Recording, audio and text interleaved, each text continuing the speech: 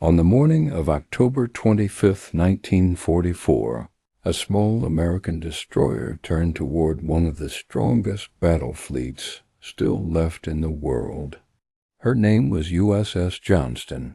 Her number was DD 557. She was not a battleship. She was not a heavy cruiser.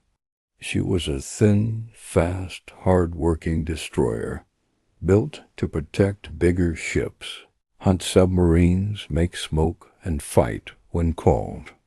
Red arrows move there. But that morning, off the island of Samar in the Philippines, she did something that still makes historians stop and ask the same question. Why did this small ship charge into a storm of Japanese battleships and cruisers when survival looked almost impossible? Before we go into that terrible morning, leave a like and subscribe to the channel, because stories like this keep the memory of these men alive. Evans did not return. USS Johnston was commissioned on October 27, 1943.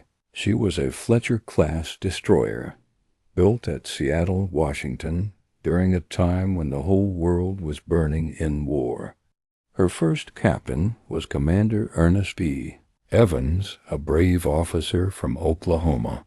He was of Native American heritage, and many sailors later remembered him as a man with a strong voice, strong eyes, and a heart made for battle.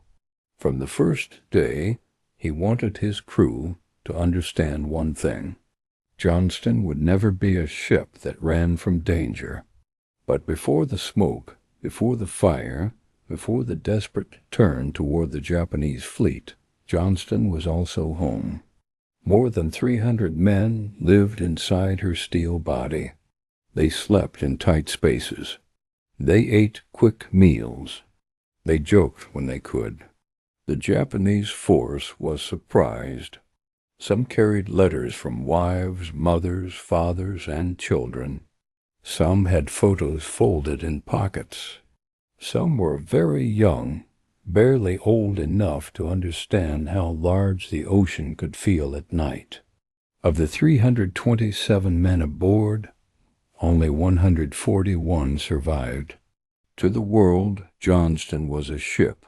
To them, she was their home, their shield, and their chance to come back alive.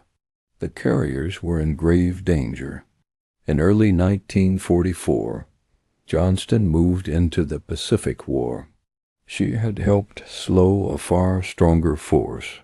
She supported operations in the Marshall Islands, including Kwajalein and Eniwetok. She fired her guns against enemy positions, protected other ships, and helped American forces move across the ocean one island at a time. Later, she served in the Solomons and supported the campaign around Guam in July 1944. These were not easy months. The Pacific was wide, hot, and dangerous. Enemy aircraft could appear from the clouds. Submarines could hide under the water. A calm day could become a killing ground in minutes. Still, Johnston became known as a fighting ship. Commander Evans was hurt. Her crew learned to trust each other. They learned the sound of alarms, the feel of the deck under speed, the smell of oil and hot metal. They learned that fear did not disappear. It simply had to be carried. In simple words, Johnston made a giant hesitate. That was one of the first lessons of Johnston. Courage was not the absence of fear. Courage was doing the needed thing while fear stood beside you. By October 1944, the United States was moving to retake the Philippines. This was one of the great turning points of the Pacific War. General Douglas MacArthur had promised to return, and now American troops were landing at Leyte. Nothing was taken. If the landing succeeded, Japan would lose a vital road through the Pacific. If Japan could destroy the invasion fleet, the cost for the Americans could be terrible. So the Japanese Navy made a huge plan. Several forces would move against the American fleet from different directions. One of these forces, led by Vice Admiral Takeo Kurita, was called the Center Force. American escort carriers had thin protection. The Americans saw a force they had not expected. It included powerful battleships and cruisers. Among them was Yamato, the largest battleship ever built, with huge guns that could throw shells across the sea. The force also included other battleships such as Nagato, Kongo, and Haruna, along with cruisers and destroyers. The Americans believed this force had been stopped or turned back after heavy attacks. But in the early hours of October 25th, Kurita's ships came through the San Bernardino Strait. They moved toward a small American group off Samar. That group was known as Taffy 3. Taffy 3 was not meant to fight battleships. It had 6 escort carriers. These carriers were smaller and slower than fleet carriers. Their job was to support troops on land, launch aircraft, and help protect the invasion. Around them were 3 destroyers and 4 destroyer escorts. USS Johnston was one of the destroyers. These ships were brave, but they were not equal to the force coming toward them. The ship had lost much of her speed, but she was still a threat. The difference was almost impossible to believe. Japanese battleships carried massive guns. Destroyers like Johnston carried 5-inch guns and torpedoes. They could hurt larger ships, but only if they came close enough, and coming close meant moving into the mouth of death. At about 6:45 in the morning, the men of Taffy 3 saw something that did not belong on the horizon. Masts. She made them turn guns away from the carriers. Smoke, shapes. Then splashes began to rise in the water. The Japanese had opened fire. Tall columns of water exploded around the American ships. Some sailors at first thought they were under attack by cruisers. Then they understood the truth. Battleships were firing at them. The peaceful routine of morning vanished. Men ran to battle stations. Engines pushed harder.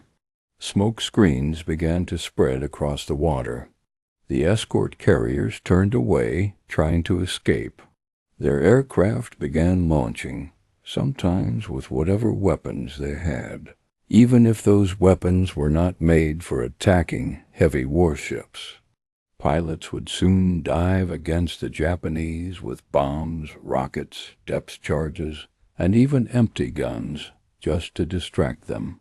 At the edge of this chaos stood Johnston. She could have stayed close to the carriers and made smoke. She could have waited for orders. Sometimes the right decision is the one that makes the enemy react. She could have tried to survive as long as possible. But Commander Ernest Evans saw the danger clearly. If the Japanese fleet reached the escort carriers, it could destroy them. If it kept moving, it could threaten the transports and soldiers near Leyte. This was not just about one ship. It was about the lives of thousands. So Johnston turned toward the enemy. This is the moment historians still study. Not because it was simple, not because it was only brave. They study it because it shows how one decision, made in minutes, can change the shape of a battle. Johnston was small, but she attacked first. In 2019, explorers found parts of a Fletcher-class destroyer deep in the Philippine Sea. She moved toward ships many times her size. Her guns began firing. Her torpedoes were prepared. Her smoke trailed behind her. Every second brought her closer to Japanese guns that could break her apart. The sea around Johnston erupted. Shells fell near her. Water climbed into the air like white towers. War was not beautiful that morning. Some of them even thought the charging destroyer was a cruiser, because no small destroyer should have attacked with such force. But Johnston kept coming. Her captain and crew knew the truth. They did not have to defeat the whole Japanese fleet. They had to slow it, confuse it, hurt it, pull its fire away from the carriers. Buy time. And in war, sometimes time is the most precious thing a man can buy. As Johnston raced toward the Japanese line, her target became the heavy cruiser Kumano. Kumano was much larger than Johnston.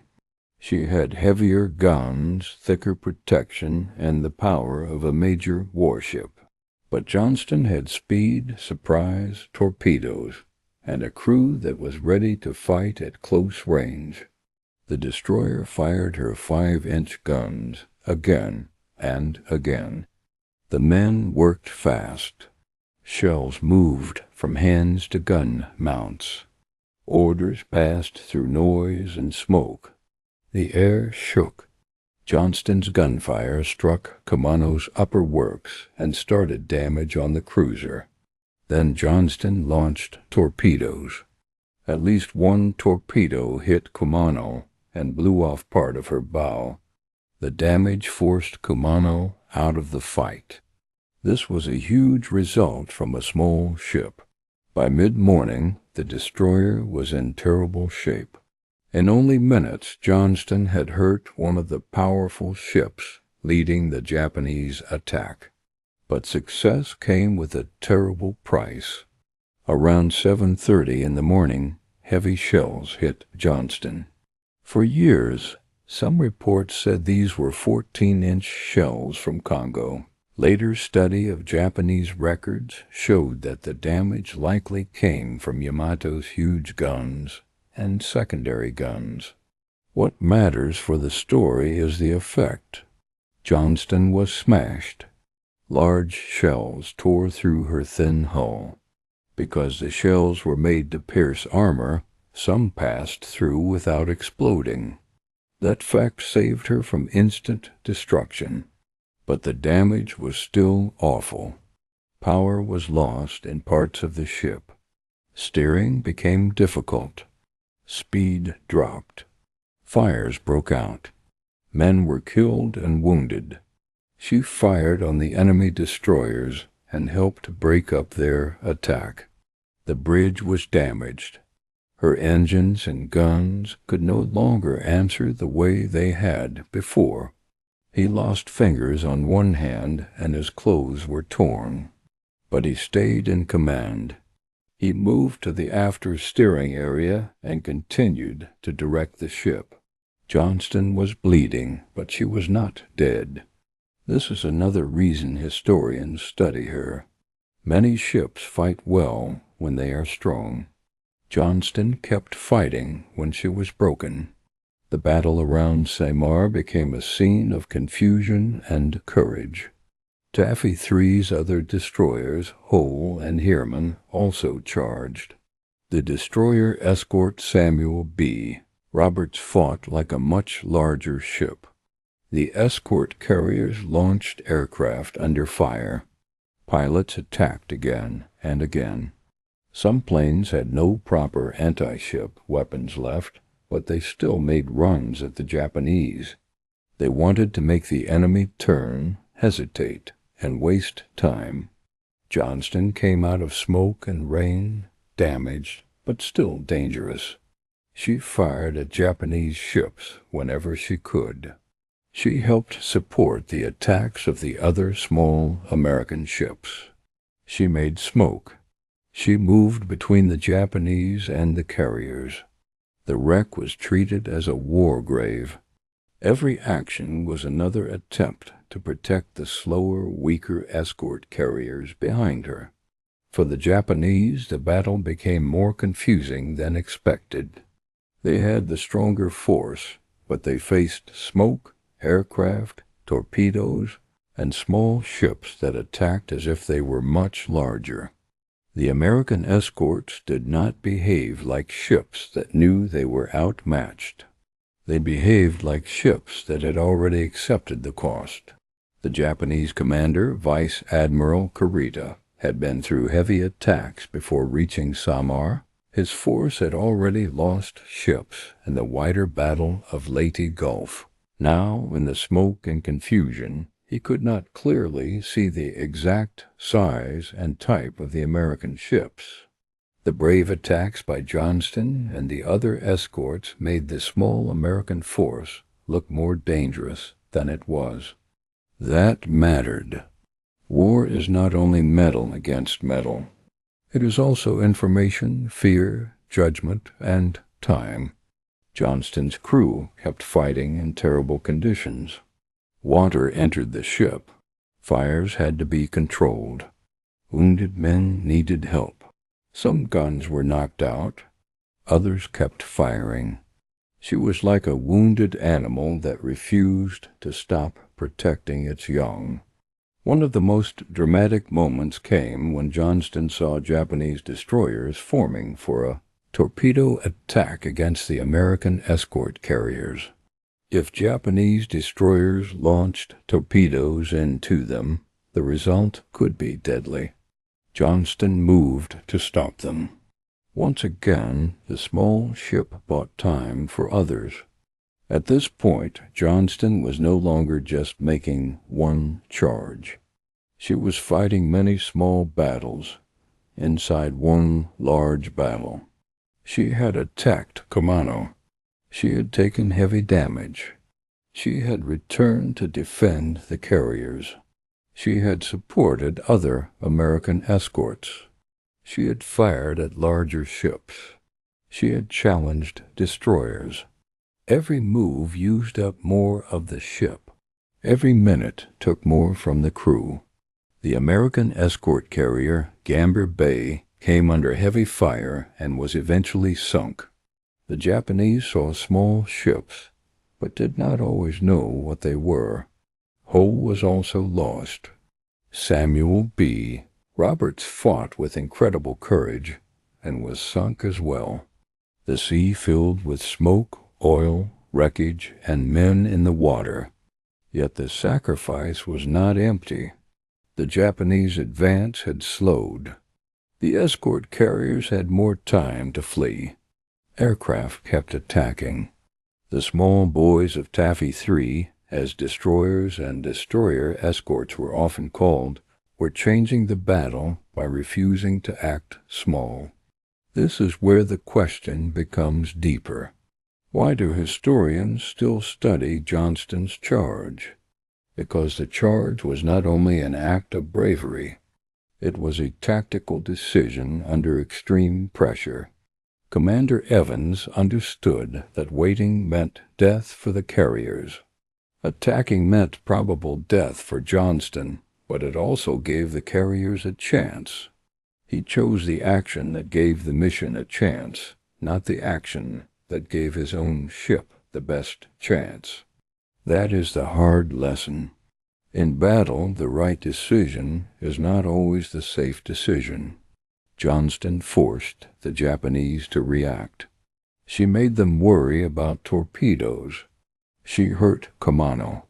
She helped create confusion. She became a problem the enemy could not ignore. And because the enemy could not ignore Johnston, other Americans lived. Her speed was nearly gone. Her guns were running out of strength. The ship had been hit again and again. Men were exhausted. The wounded lay where they could. The living kept working because there was nothing else to do. Johnston was now close to the end, but the battle had not taken her spirit. The Japanese fleet still towered around her. The sky still carried aircraft. The sea still shook with gunfire. Somewhere behind the smoke, the escort carriers were still trying to escape. And on Johnston, Commander Evans and his crew continued to fight from a ship that should already have been silent. That is why this story does not feel like a simple battle report. It feels like a test of human will. A small ship had looked at impossible odds and moved forward anyway. But the sea had not yet finished taking its price. Near the end, USS Johnston was surrounded by enemy fire. The ship was badly damaged, low in the water, and near helpless. But she had already done what she had been asked to do. She had helped protect Taffy 3. She had helped save lives near Leyte. At about 9:45 in the morning, the order came to abandon ship. For the men of Johnston, this was not a clean escape. It was chaos. The ship was torn open. Smoke and steam filled spaces. Some men had to jump into water covered with oil and wreckage. Others helped wounded shipmates. It is about what people do when the situation is unfair, when the enemy is stronger, when escape is uncertain, and when others depend on them. Many would spend long hours in the sea before rescue. Some would not survive those hours. Johnston sank around 10:10 in the morning on October 25, 1944. About 186 were lost. Commander Ernest E. He was last seen after giving everything he had to keep his ship fighting. For his actions, he was later awarded the Medal of Honor. Johnston also received the Presidential Unit Citation for extraordinary heroism. These honors matter, but they do not fully explain the story.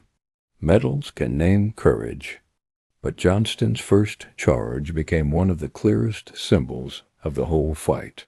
They cannot measure the full weight of it. The Battle of Samar ended in a result that still amazes many people. The Japanese force, though far stronger on paper, turned away. It did not destroy the Leyte invasion fleet. It did not break through to the transports. The small ships and aircraft of Taffy 3 had helped stop something that looked unstoppable. Johnston was not alone in this. Hull Heerman Samuel B. Roberts, the destroyer escorts, the escort carriers, and the pilots all played vital roles. Historians return to Johnston because the battle shows that size does not always decide the result. Numbers matter. Guns matter. Armor matters. But decisions also matter.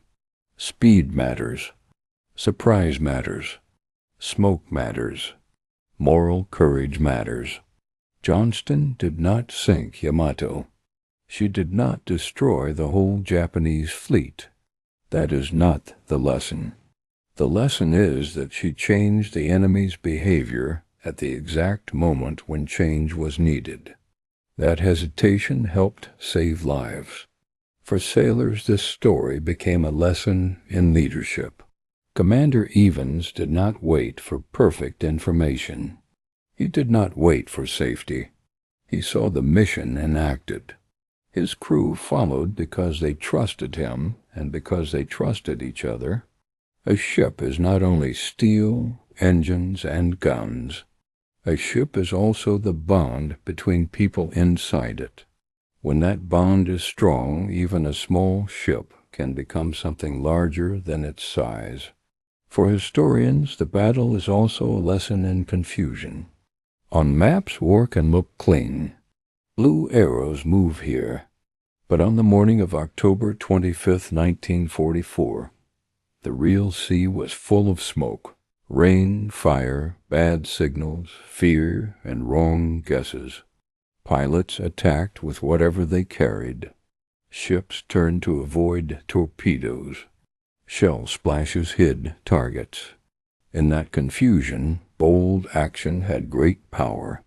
This is why Johnston's charge is studied in classrooms, books, and naval discussions. It shows how a leader can use aggression to change a battle. It shows how a weaker force can create time and space. It shows that the goal of an attack is not always to destroy the enemy. Sometimes the goal is to force the enemy to stop, turn, think, or make a mistake. There is also another reason the story still lives. For decades, Johnston rested in deep water. She was gone from sight, but not from memory. Survivors carried the story. Families carried names. Historians carried reports. The number 557 became more than a hull number. It became a symbol of a ship that charged into danger for others. But the wreck could not be fully identified at that time. Then, in 2021, a new expedition reached the wreck at about 21,180 feet below the surface. It was one of the deepest shipwreck dives ever made. The explorers saw the number 557 on the bow. They saw gun mounts, torpedo racks, and the remains of a ship that had fought until the end. USS Johnston had been found. That discovery gave the story a new silence. The ship was no longer only words and reports. She was there, far below the waves, resting in darkness. It is the resting place of many of her crew. The ocean had kept her for nearly 77 years, but her name had never really disappeared. When people ask why historians still study how USS Johnston charged a Japanese battleship force alone, the answer is not only about the past. Johnston's story is painful because many men died. It is powerful because their action gave others a chance to live. The men aboard Johnston did not wake up that morning knowing they would become a legend. They woke up as sailors. They had jobs to do. They had friends beside them. Some may have thought of home. Some may have hoped the day would be quiet. Then the horizon filled with enemy ships, and their small destroyer had to answer a question no one ever wants to face. What do you do when the giant comes for the people you are sworn to protect? Johnston's answer was movement. Forward movement. Into smoke. Into shellfire. Into history. That is why the story still matters. Not because it makes war look beautiful. It was loud, cruel, and full of loss. The story matters because it shows duty at its highest cost. It shows men who were afraid but still acted. It shows a captain who understood that a small ship could still make a large difference. It shows a crew that kept fighting after the world around them had broken. And somewhere in the deep water off Samar, the number 557 still rests in silence. It reminds us that courage is not always loud after the battle ends. Sometimes courage becomes a quiet shape on the ocean floor, waiting for a new generation to ask why it mattered. If this story moved you, leave a like, write in the comments what part of Johnston's last stand stayed with you the most, and subscribe to the channel for more true stories of courage, sacrifice, and history that should never be forgotten.